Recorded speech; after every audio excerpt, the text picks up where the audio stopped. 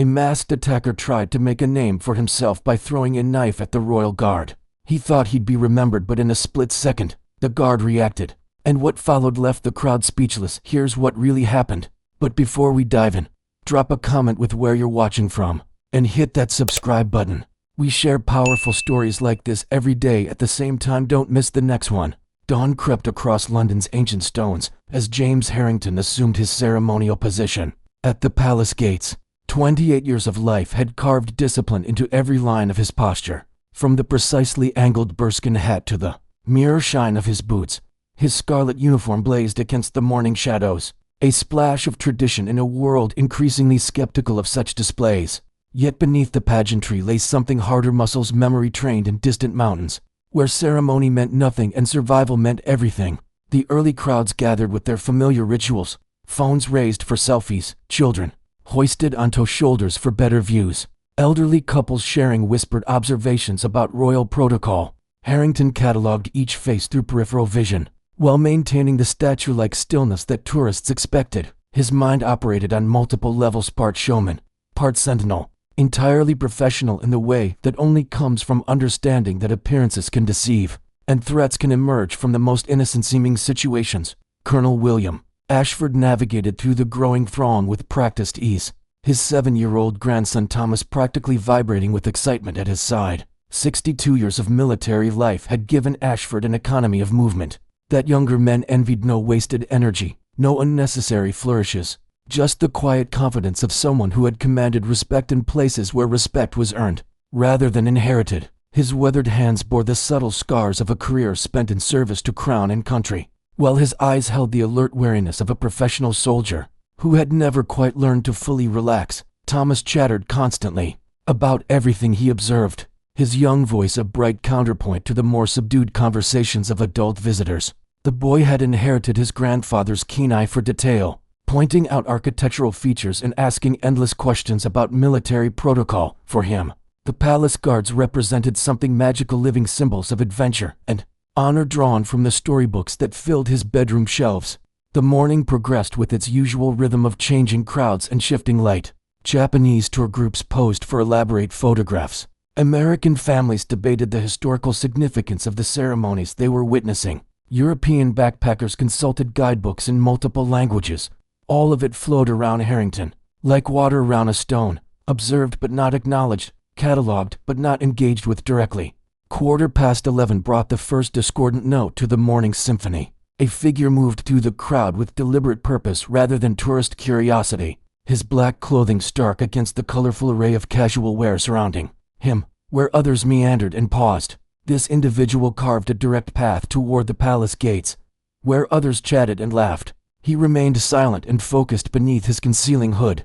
Harrington's training recognized the pattern before his conscious mind could articulate why. The figure's gait spoke of suppressed tension, of muscles coiled for action rather than relaxed for leisure. His positioning within the crowd was tactical rather than casual, staying close enough to groups to blend in while maintaining clear sight lines to his apparent target. Most telling of all were his hands, visible in brief glimpses as he pushed past slower-moving visitors, clenched into fists with white knuckles, betraying the stress he sought to hide. The guard's breathing remained metronomically steady, his posture unchanged, but every nerve fiber had shifted to heightened awareness.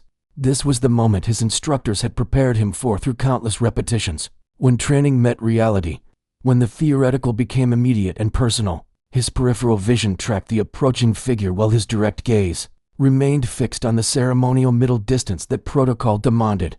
Colonel Ashford felt it too, that subtle shift in atmospheric pressure that veteran soldiers recognized as the approach of violence. For decades of service had honed his instincts to supernatural sharpness, allowing him to sense danger in the cant of shoulders, the rhythm of footsteps, the almost imperceptible change in crowd dynamics that preceded trouble. His grip on Thomas's hand tightened involuntarily as he made rapid calculations about distances, cover, and escape routes. The hooded figure continued his approach with mechanical precision, weaving between clusters of tourists with fluid efficiency. His path would intersect with Harrington's position in approximately 25 seconds, bringing him within the critical zone where ceremonial distance became tactical disadvantage. Whatever drove him, ideology, madness, or simple desperation had focused his world to this single point of convergence. Thomas sensed the change in his grandfather's demeanor. Without understanding its source, the boy's excited chatter died away as he pressed closer to Ashford's leg, his child's intuition recognizing that the morning's adventure had taken an unexpected turn. Around them, other visitors continued their cheerful examination of royal pageantry, oblivious to the drama building in their midst. Harrington's mind automatically cycled through response protocols, each option evaluated against the constraints of his position and responsibilities. The rifle across his shoulder was fully functional despite its ceremonial appearance, but discharging firearms into a crowd of tourists represented an unacceptable risk to innocent lives. His bayonet remained fixed but similarly problematic given the close quarters and civilian presence. Whatever was coming would require more subtle solutions. 15 feet separated the hooded figure from his target when his right hand moved toward his jacket.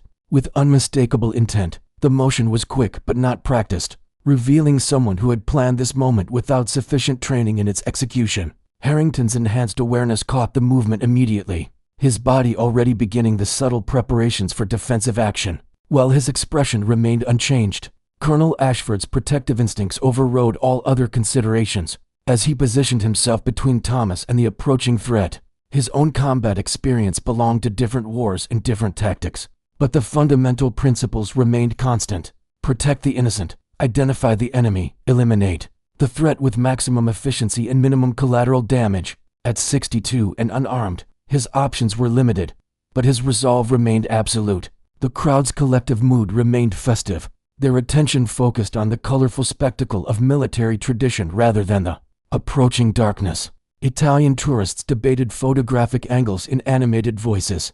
Elderly Americans complained about the heat while fanning themselves with souvenir programs. Children darted between adult legs and games of impromptu tag. None of them recognized that violence was walking among them, disguised in ordinary clothing and hidden beneath a simple hood. Harrington's breathing technique learned through meditation practices designed to maintain clarity under extreme stress kept his physiological responses within optimal parameters. His vision had sharpened to that hyperacute state familiar to combat veterans, where time seemed to dilate and details became impossibly vivid. He could see individual dust motes floating in the morning sunlight, smell the nervous perspiration of Colonel Ashford 10 feet away, hear Thomas's whispered questions about why grandfather looked so serious. The concealed weapon emerged from the figure's jacket with a flash of reflected sunlight, a combat knife with serrated edges and tactical grip, clearly military in origin and design. This was no kitchen utensil seized in a moment of passion, but a professional tool of violence, selected specifically for its lethal capabilities. The sight of it triggered immediate recognition in Harrington's trained eye, along with tactical assessments of reach, cutting angles, and optimal defensive responses. The crowd's first scream came from a young woman who spotted the blade and understood its implications.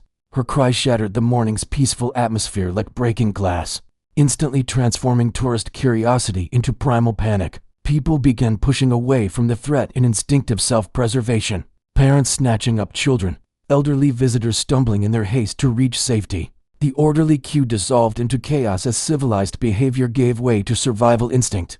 What unfolded next occupied the space between heartbeats yet seemed to stretch across eternity. The masked attacker, perhaps startled by the crowd's reaction or simply committed beyond the point of retreat, raised the knife overhead and launched himself forward. His technique was adequate, but not professional. Too much telegraphing of intent, too much emotional investment in a single strike. A trained killer would have been more economical, more lethal in his efficiency. Harrington's response flowed from muscle memory refined through thousands of repetitions in training halls and combat zones.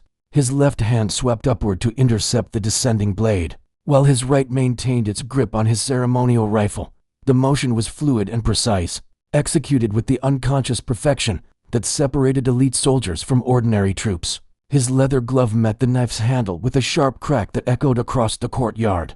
For an impossible moment, the scene froze in perfect tableau, the hooded attacker suspended in mid-strike, his weapon trapped in Harrington's unshakable grip. The crowd pressed back in a semicircle of horrified faces. The guard's expression remained as impassive as carved stone, as if intercepting airborne weapons was simply another aspect of his ceremonial duties. When he spoke, his voice carried the casual authority of someone discussing the weather rather than confronting. Attempted murder. Sloppy technique. Harrington observed with professional detachment. Your grip's wrong, and you committed your entire body weight to a single attack. Against anyone with proper training. That's tactical suicide. The words seemed to break whatever spell had frozen the moment. Colonel Ashford moved with surprising agility for his age, tackling the attacker from behind and driving him face-first into the ancient cobblestones. Thomas, rather than fleeing in terror, stood transfixed by the sight of his grandfather and the guard working in seamless coordination, their combined experience reducing a deadly threat to manageable proportions. The knife tumbled from nerveless fingers as the hooded figure found himself pinned beneath decades of accumulated military expertise. Harrington's subtle signal, barely a tilt of his chin toward the palace gates, brought security personnel running from their concealed positions. They had been monitoring the situation, but were trained to allow the guards to handle immediate threats whenever tactically feasible. Palace security moved with professional efficiency, securing and searching the attacker within seconds of his capture. Their response was swift and thorough, reflecting months of training for exactly this type of incident. The threat was neutralized, the area secured, and order restored with the kind of practiced competence that made such dramatic interventions appear routine. The face revealed when security removed the hood belonged to someone barely out of adolescence. 19 years old, hollow-cheeked from poor nutrition, with the desperate eyes of someone who had mistaken extremism for purpose and violence for meaning. His name, investigators would later discover, was Marcus Webb, a university dropout from Manchester, whose academic promise had curdled into resentment and rage. "You're nothing but symbols of oppression," he screamed as officers lifted him from the cobblestones. His voice cracked with the combined fury of youth and the desperation of the truly lost. "The monarchy represents everything wrong with this country: class privilege, inherited power, the crushing of democratic ideals. Someone has to make a stand against the system." Harrington studied the young man's face with the same clinical assessment he had once applied to enemy combatants in distant mountains. But instead of contempt or anger, what he experienced was something approaching compassion. This wasn't a hardened terrorist or professional assassin, but a confused adolescent who had been failed by the very system he claimed to oppose, left to find meaning in destructive ideologies when constructive alternatives remained beyond his reach. "Symbols don't patrol mountain passes in Helmand, so you can debate republicanism in university lecture halls," Harrington replied quietly. His words carried the weight of personal loss, of comrades who had sacrificed everything to preserve the freedoms that Webb had taken for granted. "They don't stand watch in the rain and cold, so that angry young men can express their political views without fear of imprisonment or execution." The assembled crowd, which had pressed forward for a better view of the unfolding drama, fell silent at the guard's response. Many were visitors from nations where such exchanges between citizen and state would result in severe punishment or worse. The casual way Harrington had disarmed a knife-wielding extremist, and then engaged in philosophical discourse, seemed to embody everything they had heard about British understatement and military professionalism. Colonel Ashford maintained his protective stance over Thomas while security completed their procedures. The boy's eyes were wide with excitement rather than trauma, his 7-year-old mind processing the morning's events as adventure rather than genuine threat. His grandfather's presence had provided a buffer of security that allowed wonder to triumph over fear. The interrogation room at the local police station gradually filled with Marcus Webb's story, extracted piece by piece through patient questioning and psychological evaluation. He had entered university as an idealistic 18-year-old, filled with hopes of changing the world through intellectual discourse and reasoned debate. Philosophy seemed like the perfect vehicle for his reformist ambitions, offering theoretical frameworks for understanding social injustice and political inequality. But academic life had proven disappointing in ways his teenage optimism hadn't anticipated. The gap between classroom theory and practical reality was too wide for his impatient idealism to bridge. Professors who seemed revolutionary in their lectures proved conventional in their personal lives. Fellow students were more interested in career prospects than social change. The entire system appeared designed to channel youthful energy into harmless intellectual exercises, rather than meaningful action. The internet had provided what the university could not: validation for his frustrations, community with like-minded individuals, and a sense of purpose that academic pursuits had failed to deliver. Online forums offered simple explanations for complex problems, clear villains for in-joke anger, and specific targets for diffuse resentment. The progression from discussion to planning to action had unfolded over 6 months, each step seeming logical and necessary to a mind increasingly divorced from alternative perspectives. Detective Inspector Sarah Morrison, a 20-year veteran of counterterrorism investigations, recognized the pattern immediately. Intelligent but directionless young men were particularly vulnerable to extremist recruitment, their intellectual capabilities making them susceptible to sophisticated ideological arguments, while their emotional immaturity left them unable to recognize manipulation and exploitation. The internet had accelerated this process, allowing radical voices to reach directly into bedrooms and student accommodations. "He's not a terrorist in the conventional sense," Morrison explained during the case briefing. "He's a lost kid who found the wrong answers to legitimate questions about social justice and democratic representation." The attack was intended as symbolic rather than tactical. He wanted to make a statement, rather than maximize casualties. This distinction carried significant legal implications, but also highlighted broader social problems that law enforcement was struggling to address. How do you combat extremism rooted in genuine grievances about inequality and representation? How do you distinguish between legitimate protest and dangerous radicalization? How do you reach vulnerable young people before they reach the point where violence appears to be their only option? The combat knife's history provided another layer to the unfolding story. Manufactured in Sheffield during early 2003, it had been issued to Lance Corporal David Mitchell of the Parachute Regiment. Before his deployment to Iraq, Mitchell had carried it through 3 tours of duty, using it for everything from opening ration packs to cutting through debris while searching for improvised explosive devices. Despite being present at some of the most violent encounters of the occupation period, it had never drawn human blood. Lance Corporal Mitchell had been killed by a roadside bomb outside Basra in 2006, one of 179 British service members who died during the Iraq campaign. His personal effects had been returned to his family in Wales, where his father Robert, a retired steel worker, had struggled to process the loss of his only son, to a war whose purpose remained unclear even to those who fought it. Robert Mitchell had eventually donated his son's military equipment to a small museum dedicated to preserving the memory of local soldiers who had served in Iraq and Afghanistan. The museum, located in a converted church hall and staffed entirely by volunteers, operated on minimal funding and possessed only basic security systems. For someone with basic planning skills and criminal intent, gaining access to the displays would present few difficulties. Webb had broken in during the early hours of a Tuesday morning, having researched the museum's layout and security procedures. Through online sources, he had specifically sought a military knife, believing that using a soldier's weapon against a soldier would amplify the symbolic impact of his attack. The irony that Lance Corporal Mitchell had died defending the very freedoms that allowed Webb to plan his assault was lost on the young extremist, his worldview too narrow to accommodate such complexities. When police contacted Robert Mitchell about the theft, the old man's response was characterized more by sadness than anger. "David would have been heartbroken," he said, his Welsh accent thick with emotion. He believed in service, in protecting people who couldn't protect themselves.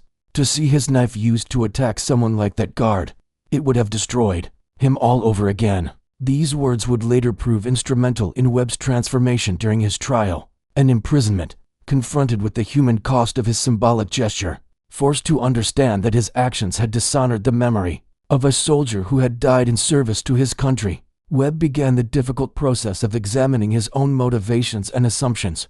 Sergeant James Harrington's ability to intercept the knife attack with such smooth precision represented the culmination of years of training that had begun in the industrial neighborhoods of Birmingham and been refined through bitter experience in some of the world's most dangerous places. His story was one of transformation through discipline, of potential realized through dedication to something larger than individual ambition.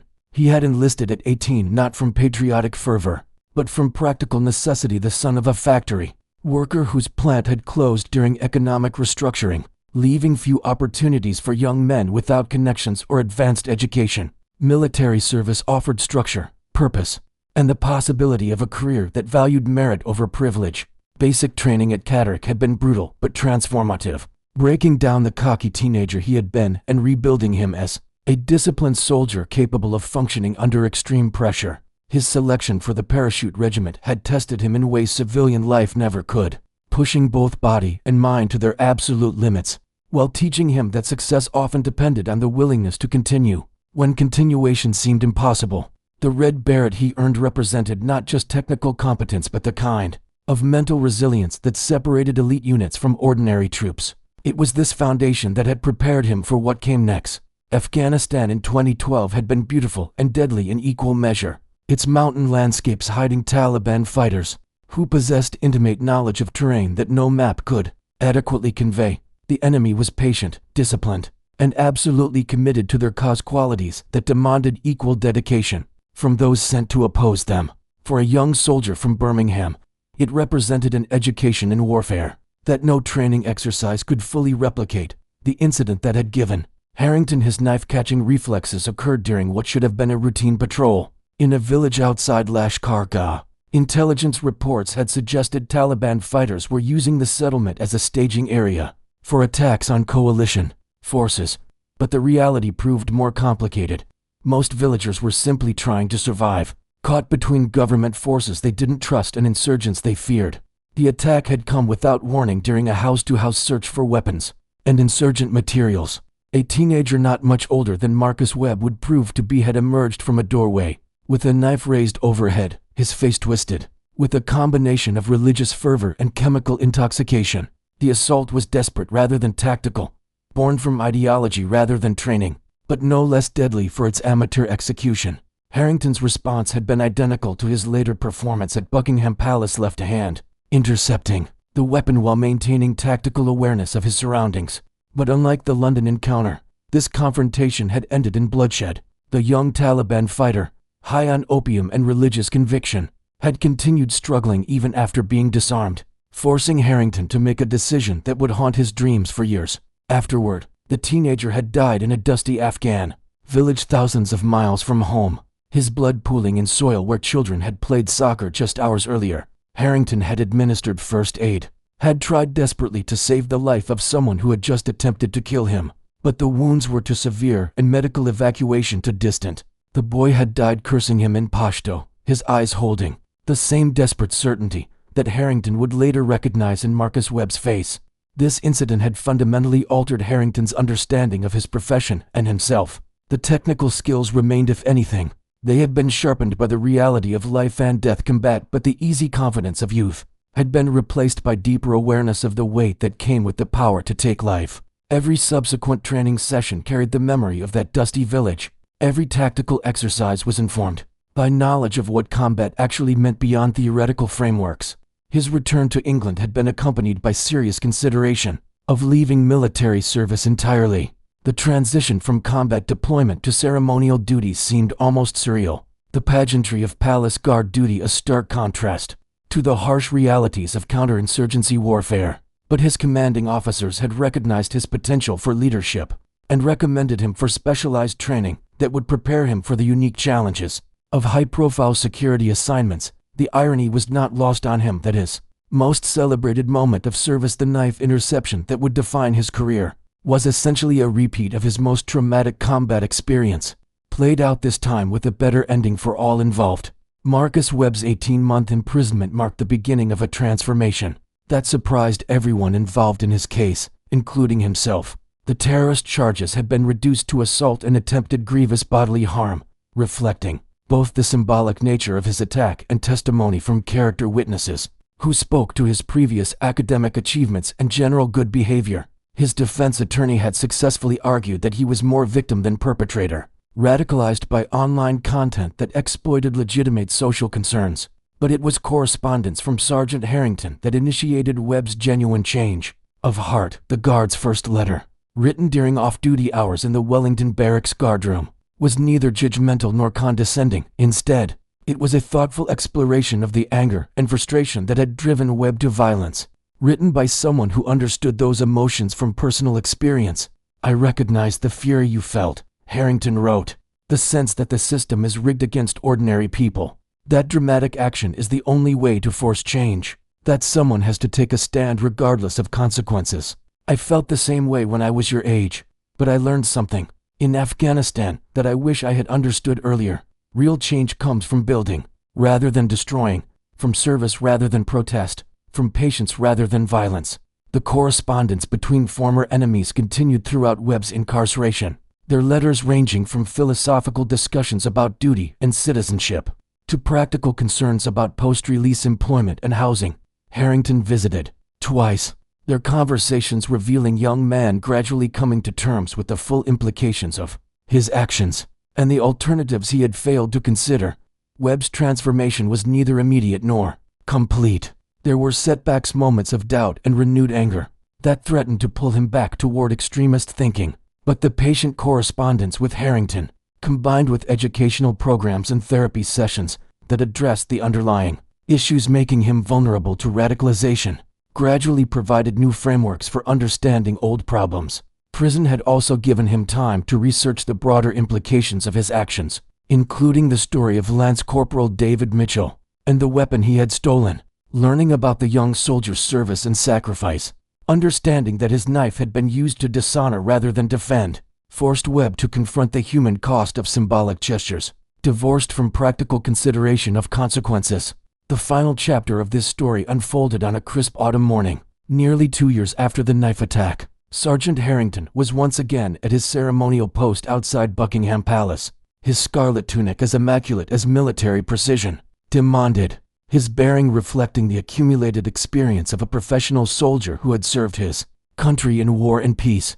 The tourist crowds had returned in full force, their cameras and conversations creating the familiar backdrop of civilian life, proceeding under military protection. Colonel Ashford approached through the gathering crowd, but this time he came alone. Thomas, now 9 years old, was attending school, though he had insisted on creating another drawing for his soldier, a more sophisticated artwork that showed Harrington not just catching the knife, but helping the attacker to his feet. Afterward, the drawing, carefully preserved and carried like a diplomatic document, served as Ashford's excuse for the visit, though both men understood the real purpose was simply human connection.